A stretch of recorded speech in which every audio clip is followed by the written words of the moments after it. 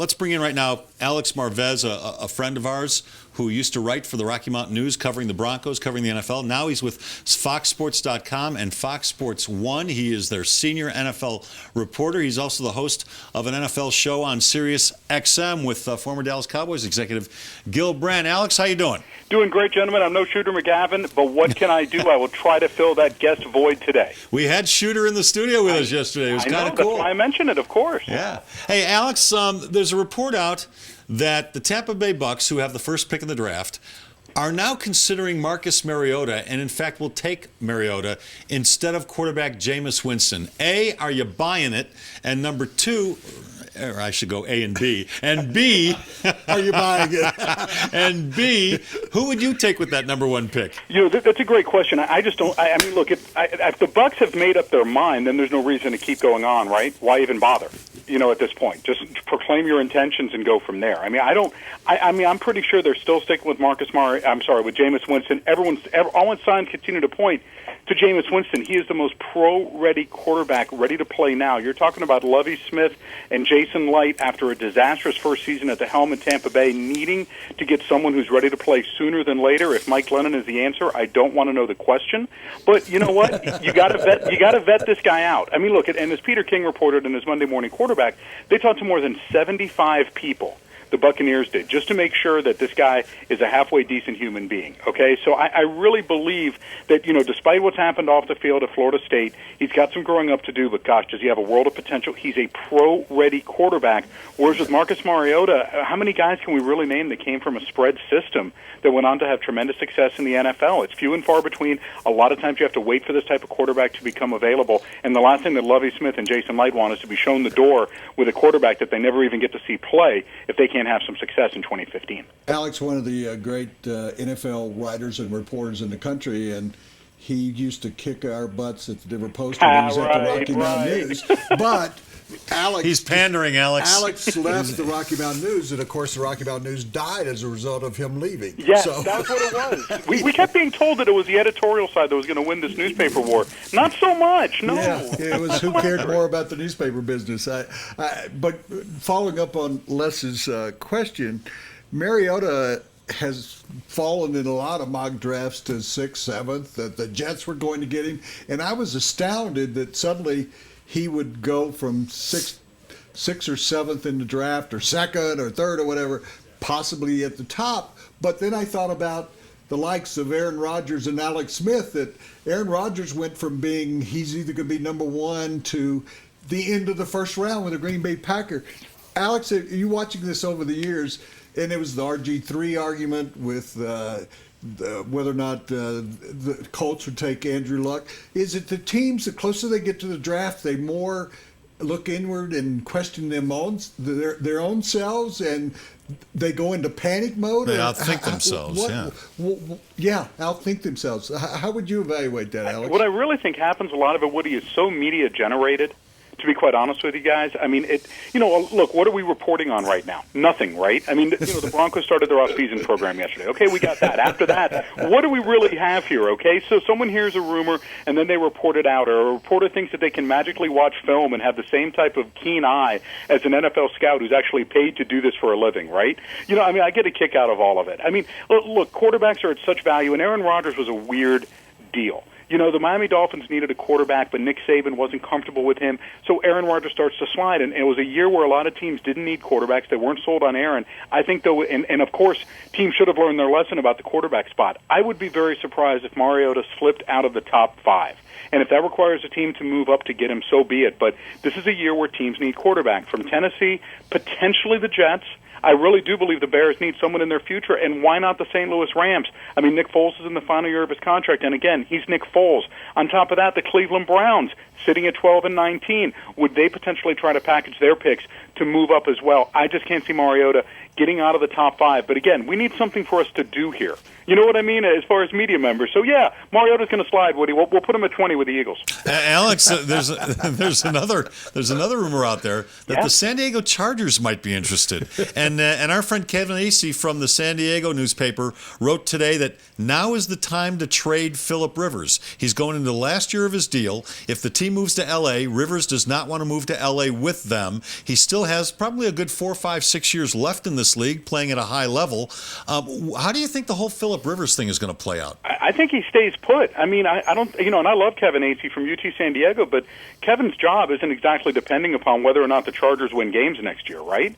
I mean, if the Chargers make this trade and suddenly they go in the tank and Phillip Rivers is lighting it up for Tennessee, what's team management going to say? I mean, worry about 2016 when it gets here, if you understand what I'm saying. This has become such a year-to-year league, and it sounds cliche, but it's true. The Chargers, and I honestly believe, and I know I haven't been asked yet, but I think the Broncos have slipped a little bit this offseason. Maybe the Chargers and Chiefs have closed that gap just a little bit in the AFC West. I still think Denver's the cream of the crop in the division, but if you're the Chargers, you're not on a reload right now. You're not unloading talent in the offseason. You're prepared to win at this very moment. Phillip Rivers gives you that best chance. You've got a proven commodity, and by the way, I don't think Phillip has 4, 5, 6 good years left, because I think once he loses a little bit of zip on that fastball, I mean, it's over. I mean, he's just placing the ball in right, getting it right past the defensive back. Once that starts to go, who knows when that's going to happen? I think his descent's going to be awfully quick, but I just don't see the sense in this unless the Chargers were in a major rebuild with a new head coach and a new general manager. That's it. You can't let Phillip Rivers hold you hostage as an organization. Worry about 2016 when it gets there, and if he doesn't want to sign an extension, you have a franchise tag available. Alex, as you were talking and you said something, Les looked at me and kind of nodded, because I said earlier in the show that I thought the window on the Broncos was almost dead closed, that it was open when they lost to Baltimore at home. It was wide open then. The next year, because of the offense, I thought that the window was still open very much. Last year, I saw that window kind of, despite the acquisitions on defense, that it was closing a bit. I just see it nearly closed. That it's one of those situations where the three of us, if we tried to squirm through that window, it'd be virtually impossible. And you brought that up, that I just think the Chargers and the Chiefs and the Raiders are not going to just lay over and die this year when they play these teams in the division. That Broncos have a real difficult road, I think, to get back to the Super Bowl or win a Super Bowl. I'm with you on this, and I posit this question. When was the last time any of us can remember Peyton Manning being an underdog?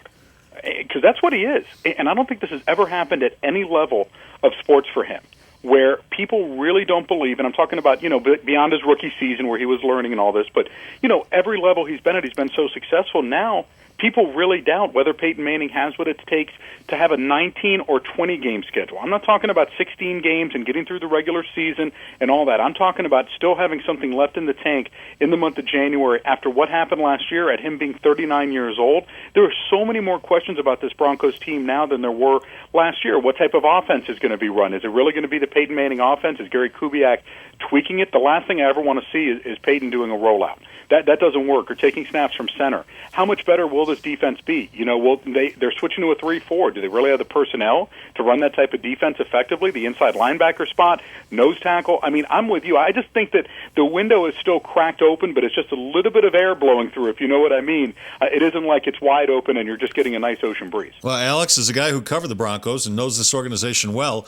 Do you think the quarterback of the future, post Peyton Manning, is on this roster right now? I don't, and I'll tell you, I mean, unless there's some sort of extension with Brock Osweiler, I just don't see it. I mean, and the fact that he hasn't really even played very much. I mean, even though there's opportunities, you could have sat Peyton down, and I get it, Peyton rules and all that, and he wants to play football, but we just don't know what they have in this guy. And I tell you this, there was some thought, if you're ever going to part ways with Peyton Manning, this would be the time. I mean, much like when Green Bay pulled the plug on Brett Favre after his numerous retirements, and they just decided, you know what, we need to move on. Aaron Rodgers is ready. I don't think Brock Osweiler is ready, and I would be really surprised if the Broncos don't take some sort of developmental quarterback to groom for 2016 and beyond. Well, as a guy who knew John Elway as closely as I did for years, I also said in the program earlier that John Elway's not in this for the long run. He took this job and told Pat Bowlen he would get this team turned around back toward where it once was. And I see John Elway as a short-termer too. Based on your great relationship with him, do you think John Elway's in it for the long term? I mean, at least for a few more years, I think he really enjoys what he does. See, that's the thing. And, you know, and I'm so happy for John because, you saw it firsthand. When he was out of the NFL, he didn't have anything to do that he really enjoyed, right? Yeah. I mean, he ran a car dealership, and it's great, and it made him a lot of money, but I think that competitive advantage for him went unfulfilled. And, I mean, I know you have a very good relationship with him, and you're probably better to speak on this topic than me, but I think John is really, and to his credit, learned how to run a team with the Colorado Crush, went to the Broncos, and has done just a fabulous job as an executive. Great job with the cap management, great hires in his front office. I mean, I think he's got the Broncos on such stable ground, but that's a great question. I mean, when Peyton Manning rides off into the sunset, would John Elway ride off with him? But then what does John do the rest of his life? I mean, does he try to become a team owner upon the passing of Pat Bowlen? I mean, what ends up happening here? How does he fulfill that competitiveness that we know that John Elway still has? I mean, I think you went out and you tracked him down at a golf course, if I'm not mistaken, when he retired, and he had bad knees, and he said, "I can't play golf every day," all the way back in 1999. I mean, I just wonder what John Elway would do without running the Denver Broncos at this point. Well, he could sell more steaks and he could sell more cars than anybody else. But I also those are two think things. that he could put together people and buy it from the family, and take over as at least a majority partner. John doesn't have $1 billion, the wherewithal to do it himself, but he could probably figure out how to do it and keep the family involved.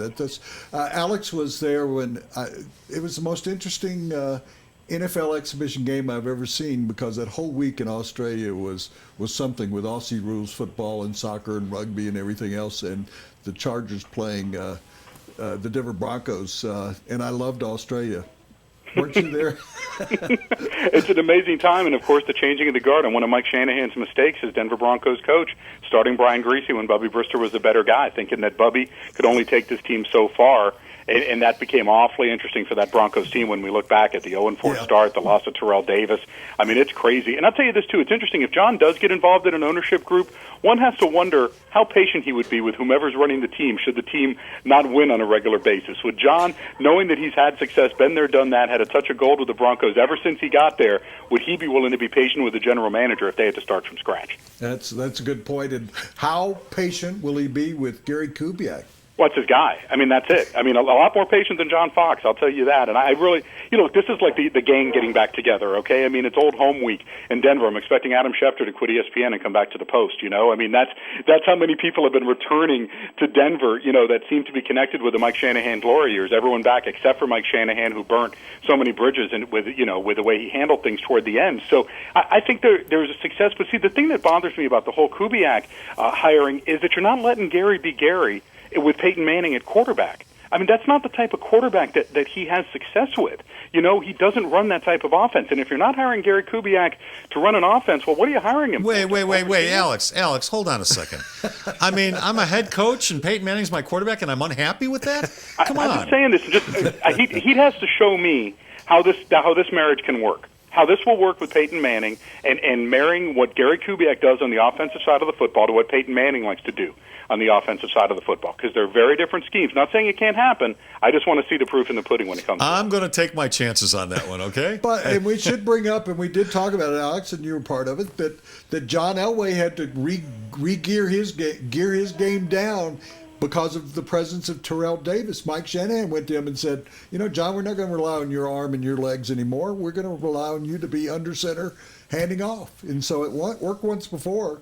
I hope it does. Hey, look, I hope it works in Denver. And, of course, that means you have to get a running back, right? I mean, who is going to be carrying the rock in Denver? Does C.J. Anderson really scare defenses? I mean, is there someone that the Broncos can take? If you took – and, by the way, who's going to be blocking for him? I'm just wondering, since remember, Peyton was so selfless as to accept the pay cut in Denver, and all that money was going to be used to upgrade the roster, right? Oh, maybe not. Well, Owen Daniels. Good point. Well, how about Adrian Peterson?